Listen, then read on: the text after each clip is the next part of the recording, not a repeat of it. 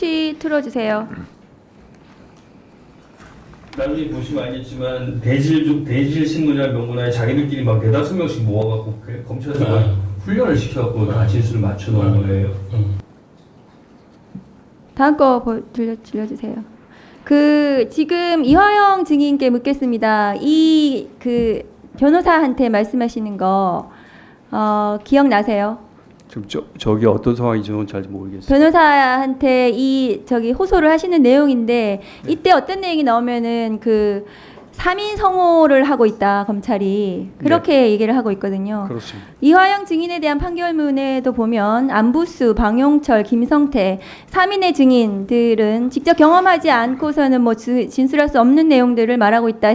진술이 모두 일치해서 이화영 증인에 대한 유죄 판결이 선고된 것으로 판결문에는 그렇게 되어 있습니다. 그런데 지금 이화영 증인이 이 3인 성호로 인해서 진술을 유죄 판결을 받았다고 볼 수밖에 없는 이유가 지금 다음 거 보여주세요.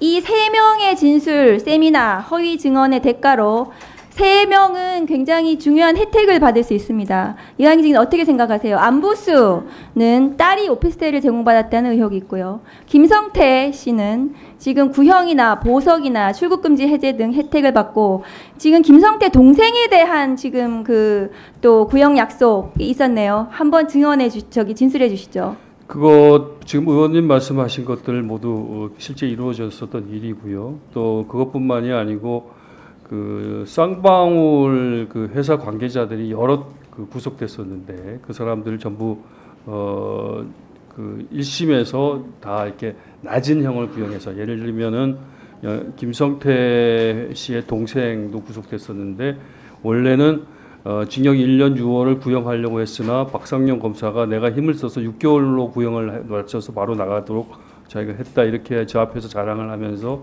모든 사람들이 그러니까 제가 이재명 대표에게 불리한 진술을 하면 우리가 검찰에서 지금 이 세 3인을 포함해가지고 쌍방울 측 관계자들 전부 석방한 것처럼 나도 석방을 시켜주겠다. 너가 지금 보고 있지 않느냐 이렇게 해서 그 예증을 들으면서 저한테 강하게 설명을 했었던 적이 있었습니다. 파티를 한번 하자 이렇게 네. 박상영 검사가 얘기한 거는 무슨 내용입니까?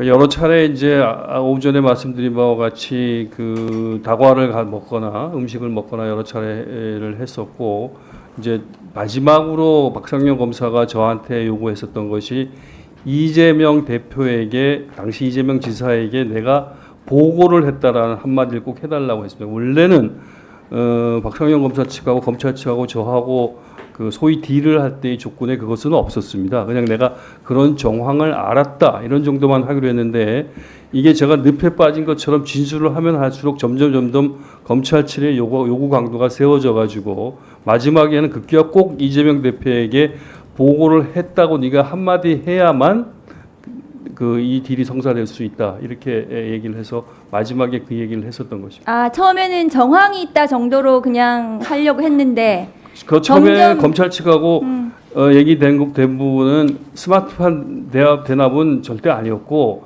그 뒷부분에 있었던 방북 비용에 대해서는 내가 그 정황을 일부 알았다 이렇게 진술만 하면 되겠다고 얘기를 했었고요. 그래서 그렇게 얘기가 돼서 제가 그런 정도면은 한번 해볼만 하지 않느냐고 저의 당시 변호인한테 상의했던 변호인도 그게 좋겠다. 그게 이 상황을 좀 모면하는데 도움이 되겠다고 해가지고 그렇게 했었고 그 당시에 소위 아까 누가 설주환 변호사님 얘기하던데 당에서 보냈다고 하는 설주환 변호사님도 그 정도는 이재명 대표도 오케이 양해하고 있다. 그 정도는 하는 게 좋겠다. 이렇게 얘기를 하시더라고요. 그래서 저는 그런 정도가 적절한 선이라고 했는데 계속 검찰의 진술의 강도가 높아지면서 꼭 보고를 해야 된다고 얘기를 해가지고 제가 몰려서 마지막에 그 보고에 대해서 누가 좀 함정을 팠죠. 그러니까 제가 2023년 7월 29일 날 이재명 대표에게 그와 같은 보고를 했다. 이렇게 검찰에 허위 진술을 했는데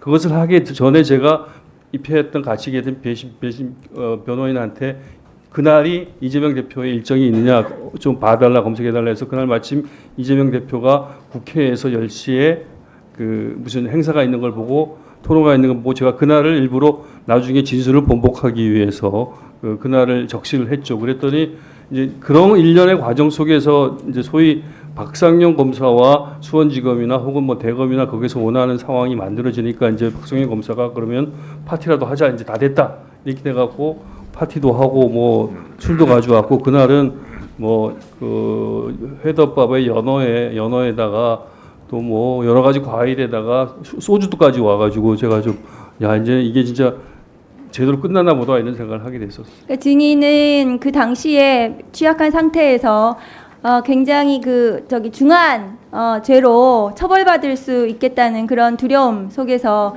계속해서 박상용 검사가 처음에는 정황 정도로 그냥 합의하자 했다가 지금 상부에서 동의할 수 없다고 한다. 지금 네. 이제 증인께서 네. 그 쓴 옥중 서신에 의하면, 자, 상부에서 동의가 안 된다. 확실하게 연결이 돼야 당신이 주범이 안 되고 약하게 빠져나갈 수 있다. 이렇게 해서 네. 그래서 이제 점점점 보고를 한 걸로 그 허위 진술을 하게 됐다는 말씀이시죠. 그랬었죠. 네, 그리고 그것은 지금 증인께서 처벌받을 위험, 이 어떻게든 여기서 빠져나갈 수 없겠다는 그런 두려움이 있으셨을 것 같거든요. 그것도 있었고 또 여러 가지 그 조언을 주시는 분들의 정황이 그런 정도면은 특히 검찰에서 특히 박상용 검사가 그 정도 진술로 제 진술로 이재명 대표가 구속에 이르르지는 않는다.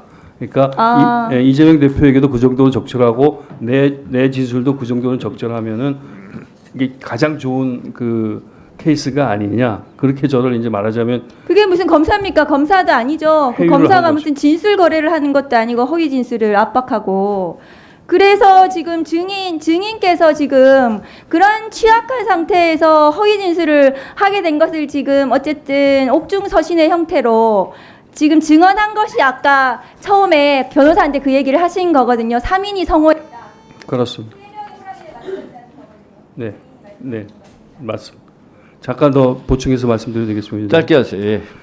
그러니까 그렇게 되는 정황에서 제 검찰 측에서는 두 가지의 하나는 회유, 하나는 압박이었는데 그 압박을 좀 말씀드리고 싶은 것도 있습니다. 압박이 이제 그 뭐 이재명 대표에 대한 뭐 추가 수사 이런 이재명 대표에 대한 것이 집중적으로 있었고, 특히 지금 여기 신명섭 국장 구속시키는 것과 같이 제 주변 사람들에 대한 실제 뭐 구속영장 낮춰놨다. 지금 네가 계속 그런 상태를 유지하면 지금 시범 케이스로 신명섭 국장을 하나 구속시켰는데 연이어 누구를 구속시키겠다. 이런 식의 압박이 있었고, 그밖에 이제 그 김성태의 허위 진술을 통해 갖고 여러 가지 뭐 돈을 더 줬다, 뭐 뇌물을 더 줬다 이런 것들에 대한 걸 잔뜩 만들어 놔가지고 그런 부분들에 대해서 1313호에 갔다가 위에 1514호에 또 보내가지고 1514호에서는 별건을 수사하게 해가지고 두 개를 왔다 갔다 하면서 한편에서는 굉장한 압박감을 주고 또 한편에서는 박성현 검사는 저를 계속 아까 말씀드린 바와 같이 그런 식으로 이제 딜을 하자고 회유를 하고 이런 정황들이 있었습니다.